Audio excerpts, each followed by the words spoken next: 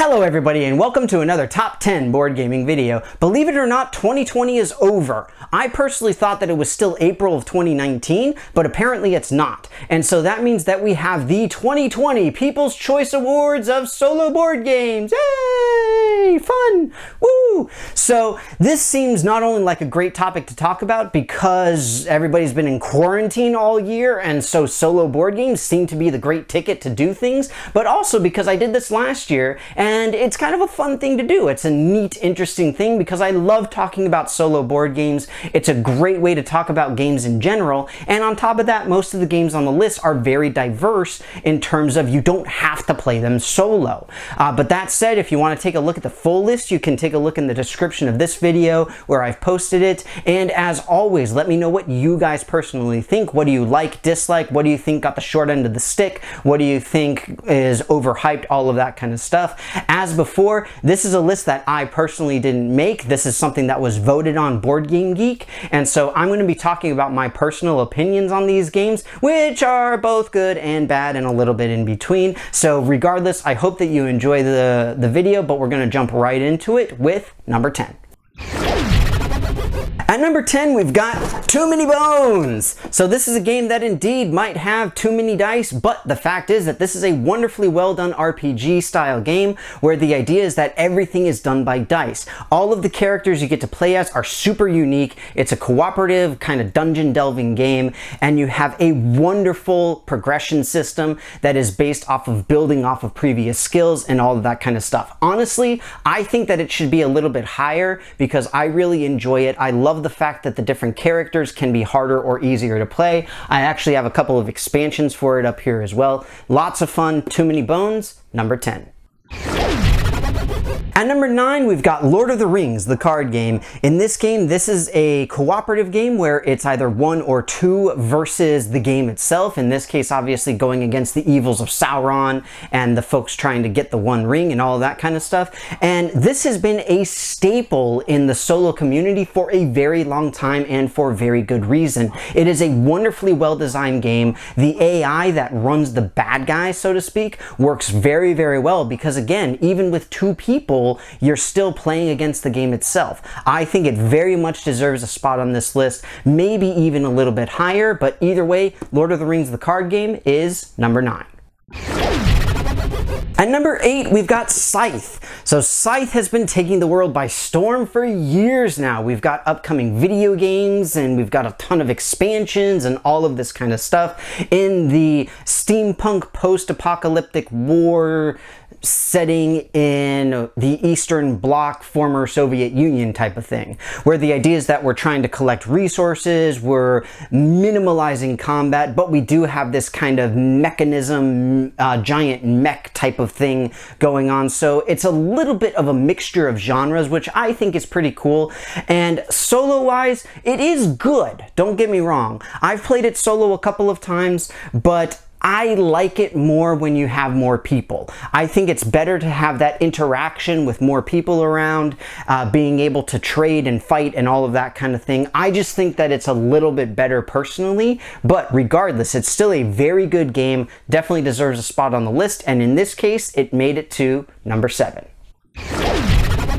At number 7, we've got Big Daddy Gloomhaven. So this is a game that's all about fantasy adventuring and dungeon delving and all of that kind of stuff, character progression, yada yada yada, all of that great stuff. You guys all know about Gloomhaven, I know about Gloomhaven. The fact is that the biggest issue with this game is that it tends to be a one and done. After you play through it, it is very difficult to try and play through it again, and if you play through as a solo person, then playing with a group kind of loses a little bit of the magic because you know at least a little bit of what can potentially happen. But that said, there is a lot of game in this box, and that's why the box is so massive. But either way, it is a good solo experience, don't get me wrong, but just like with some of the other ones, I personally think it's a better experience with more people because it feels more like an adventuring party, like in a tabletop RPG. But that said, regardless, it is still number 7. And number 6, we've got Arkham Horror, the card game. Very similarly to Lord of the Rings, the card game, the idea is that this is 1 or 2 people playing against the big bad guy. In this case, the big bad guy being literally the Elder Gods, Cthulhu, all of those kinds of nasty things, which I'm still frankly surprised didn't show up on December 31st and be like, hey guys, what's up? But that said, this game is awesome. The Cthulhu mythos, however you wish to pronounce it, is a wonderful genre with a lot of great lore and storytelling and characters and all of that kind of thing. And Fantasy Flight has done a wonderful job of kind of cramming a lot of it into this game. Beyond that, having Eldritch Horror, Arkham Horror, and all of that sort of thing.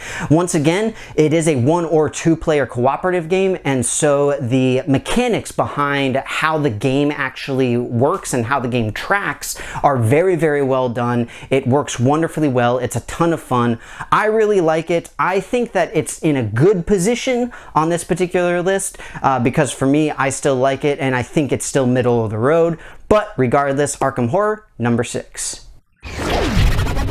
At number 5, we've got Eon's End. This is a game that is all about deck building and has some unique kind of wrenches thrown into it. I love the fact that this is a sci-fi game, and it also has some unique aspects that alter turn order and a few other things like that. The fact is, though, that I personally haven't played it, so I really don't know much about it beyond what I've read and what I've seen in some reviews. It seems like a game that I personally would enjoy. I am not a huge fan of deck builders in general, but I do like how some deck builders handle solo variants. I've seen it done very, very well with things like Legendary, as well as, well, within Legendary, we've got Marvel, we've got the Predator, we've got Alien, all of that kind of stuff. It seems to be done very well, and if Eon's End does something similar, then that would be pretty good. I don't know. I mean, it seems like a cool game, seems like a fun theme, seems like a game that I would like. Eon's End is number 5. At number 4, we've got Marvel Champions. Now, I don't have the actual original box, but I do have this fancy broken token box with all of my stuff in it that I covered in vinyl. Yes, I kind of just wanted to show off. This is actually the newest entrant into the list. It went up by several hundred spaces, and honestly, I fully agree with that. This is an incredible game, and I absolutely love what they have done with it. As opposed to being a sort of collectible or deck building type of card game, this is a living card game where you select a particular hero with a specific deck, and then you can go against all sorts of different bad guys, and you have a huge variety of the types of bad guys you can do, how difficult they are, how you set up the schemes, all sorts of different stuff like that. It is a ton of fun, and it works wonderfully well as a solo game. That said, the one thing that I'm kind of disappointed about is that because it's a living card game from Fantasy Flight, just like we've got Arkham Horror as well as Lord of the Rings, is that there are a ton of expansions, and so it becomes kind of unwieldy at some point. But it is still a great game, definitely deserves a spot on this, and overall it is number 4. At number 3, we've got Terraforming Mars. Fact is, this is a great engine building game that is a lot of fun to play. You have a ton of replayability with different corporations. You've got some great expansions that add a lot of uniqueness to it, and I love the fact that it's a science game. This is a game that is really all up my alley and a ton of fun. But the fact is, the solo variant, I personally find to be kind of meh. I am not a huge fan of this game played solo, and the reason that I say that is because it just there's not a lot going on with it. You don't really have an AI that you're playing against very much. It's more just, can you beat your score? So while it's great as a means of practicing, it doesn't really do a whole lot as far as you're not playing against someone or something, and so it doesn't work very well for me personally in that sense. It is still a great game, it is still fun to play solo, but it's just a matter of, yay, I did better than last time. So, in my opinion, not so great, but either way, it's number 3. At number 2, we still have the atrocity of Mage Knight not taking the number 1 spot. In case you can't tell, I'm totally bitter about it. The same thing happened last year. But that said, Mage Knight, in my opinion, is the best solo game out there that I personally have played. It is absolutely wonderful. It is a ton of fun. You've got a huge combination of a lot of different mechanics that meld very, very well together between deck building as well as exploration, replayability, difficulty enhancement or dehancement, multiple different character types, all sorts of different stuff. It is absolutely amazingly well done, and the solo variant not only has a minor but small but still good story to it. It's just a fun thing to do. It's a fun thing to play, and there is a ton of strategy behind it. I really love it. I will stand behind it all the way. I still don't have Lost Legions, which apparently makes it even better also, I might add. But regardless, it is number 2. And number 1, we got Spirit Island. Spirit Island did it again.